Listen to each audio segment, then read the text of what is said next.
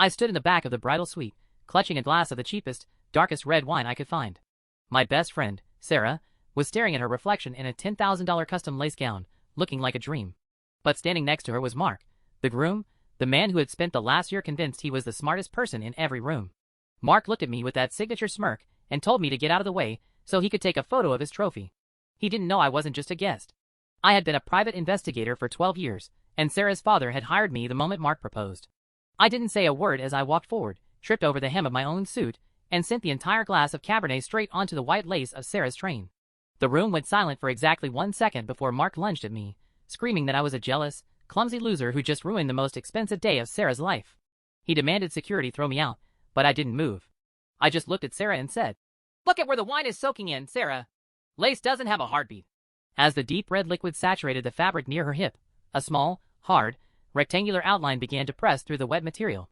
It was a waterproof GPS tracker that Mark had secretly sewn into the lining of her dress to monitor her location during the honeymoon and beyond.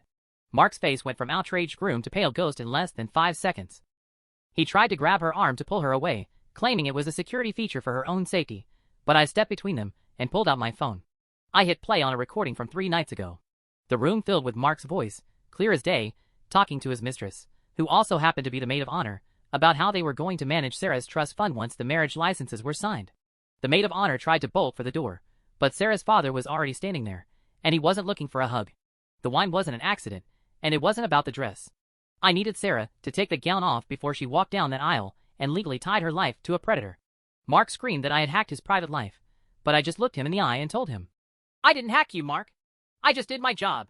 And my job was making sure my friend didn't marry a ghost." Sarah didn't shed a single tear. She reached back, unzipped the ruined $10,000 dress, and let it fall to the floor in a heap of red-stained lace. She walked over to me, took my arm, and we walked out of that church together.